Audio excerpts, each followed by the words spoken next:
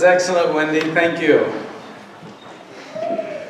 In our scripture reading this morning, the city of Jerusalem is surrounded by the Assyrian army, and people are terrified. This army could well destroy them and their families and their city.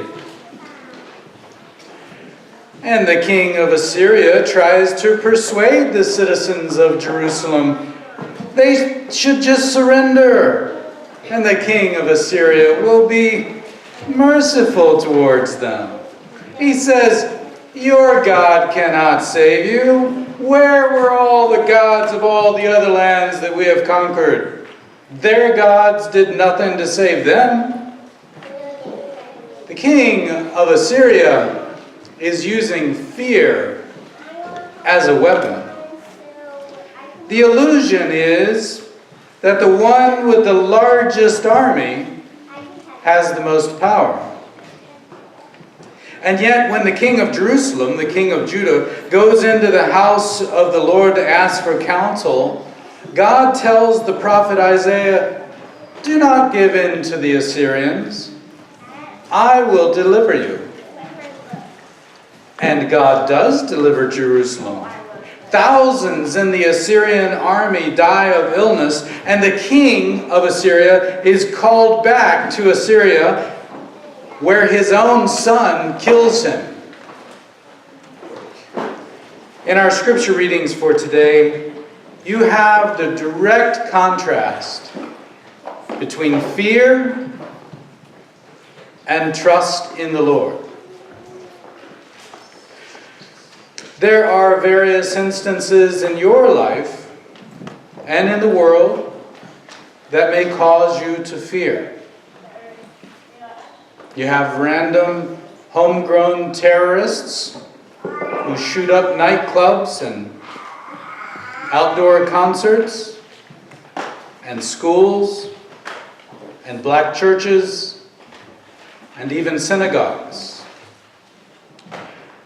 And these events cause you to fear.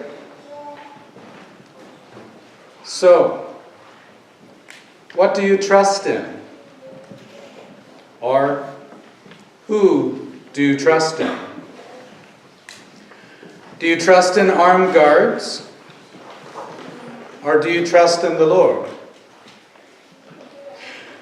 The trust in a greater armed force is an easy, knee-jerk reaction. Get armed guards for the schools and concerts and every house of worship for every event. But what would it look like to trust in the ways of God? Maybe provide more counselors for the students? Provide more mental health services in every part of our society. In the end, putting a guard or many guards in every public place at every public event will not prevent the everyday dangers of our society. In fact, many of the dangers are overblown and overpublicized, but it makes for great TV. No, rather, we must learn to trust in God, that no matter what happens, you are in God's hands, whether you live or die, or have to deal with some injury.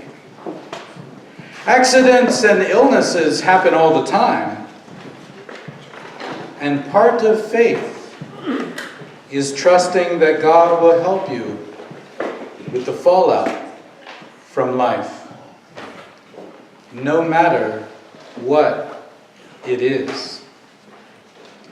These shootings are simply a part of life in the United States. Until something significantly changes in our society. You can fear constantly, or you can trust God radically. Another fear that we often have is the fear of significant illness. There are some things that you can do to lower your dangers of significant illnesses like diabetes and heart attack, things like exercise and proper nutrition. But many of the ordinary illnesses like cancer or genetic illnesses, there is not a whole lot that you can do to avoid these things. Illness is simply a part of the process of living. There are doctors and medical technology that can help you so far. And certainly you should do whatever you can to live as well as possible. But in the end, your life and my life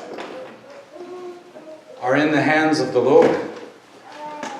And God holds us in His hands both now and forever, so that whatever may come, God will guide you through it.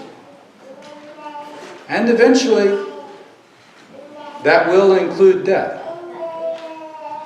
So, you can either fear constantly,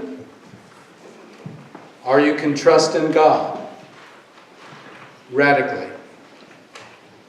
Over these past few years, there have been some really divisive things happening in our society, and it seems as if people are having trouble talking to each other, trouble trusting each other. And you can imagine that it could get worse. But I believe that God is going to help us wake up to what is happening. Jesus is going to teach us how to overcome hatred and violence. Jesus is going to help us repair our politics and our institutions, so that eventually rational solutions will prevail in every field. Now, you may think this is pie in the sky, but in our scripture reading for today, Jerusalem was under a very real siege.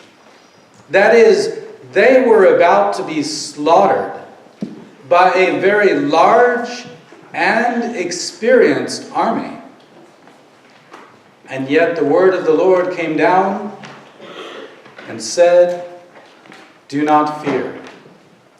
I will deal with this army and its king."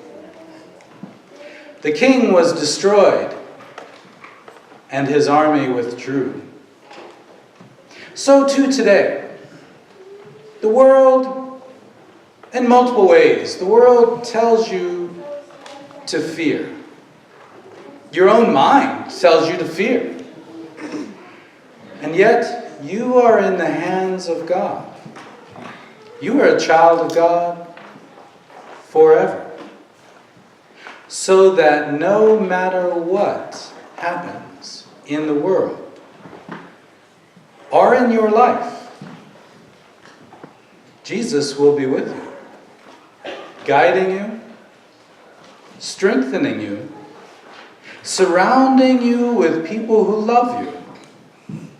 And finally, you and your loved ones will remain in Him forever.